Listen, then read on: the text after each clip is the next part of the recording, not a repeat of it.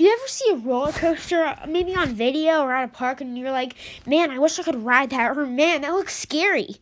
There are a lot of roller coasters like this, and parks are very intrigued to buy these, so their guests keep coming in because they're like, hey, have you heard about this massive new roller coaster or addition coming to this park? And of course, they make tons of money off of it. It's awesome. But even though these roller coasters are really awesome and look so cool, these coasters aren't cheap.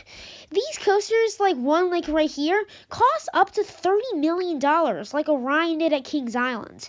Many parks have come out statements saying that they're probably not going to be spending that much money on roller coasters.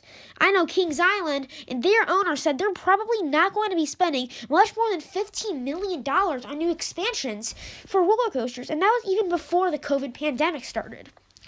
So today I'm going to discuss why major manufacturers are not going to lower their prices and why they are going to lose a lot of money and possibly be in big trouble because parks are not going to be interested in buying their coasters at such an expensive price.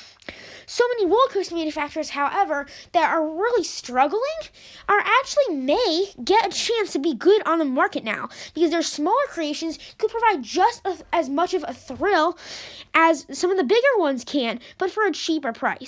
Today, let's discuss the manufacturers and coaster models on the market that could be more popular and could be arriving at your home park in the future.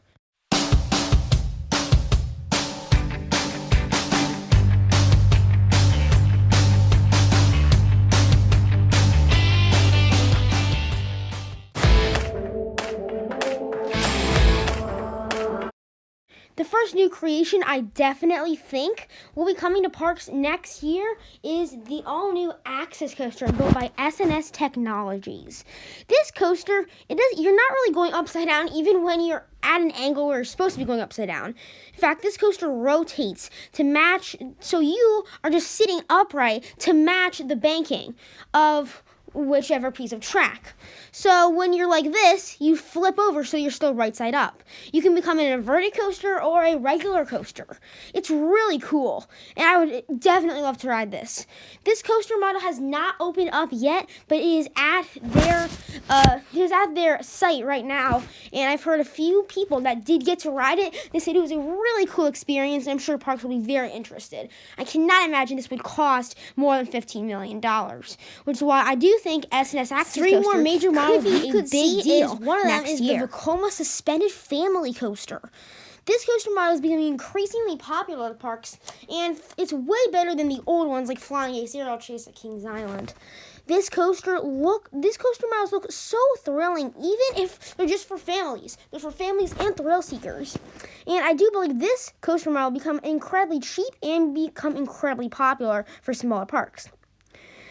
Same company Vekoma, but for a more thrilling thing, this coaster here cost only $15 million, I believe, and probably just as thrilling as some $30 million or $20 million coaster.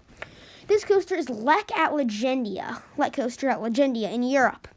And this is the Vekoma Bermuda Blitz. Vekoma is making so many incredibly insane new models these days, and mainly their market is in Europe, so I bet you're going to see a lot of these mainly coming to Europe, but I don't think you're going to see a ton in North America yet. I think soon, once they see that smaller parks in Europe could get these and earn a lot of money off of it, I do believe America will be getting these in the next 5 years.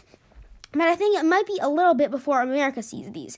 However, I think 2021 might be the year we see announcement of more of those.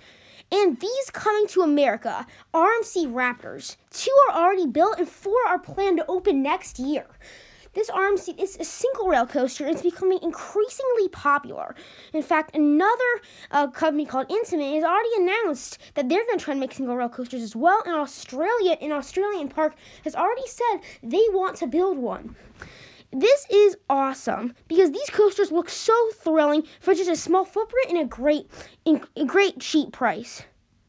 So what do you guys think about all these new coaster models? Do you think big manufacturers could be in major trouble because of this? Do you think parks will still want to buy them, their big coasters? Or if you have some other smaller coaster models that you think would be cool, leave them down in the comments below if you want to ride some of these new coaster models that could be cheaper and increasingly more popular in parks.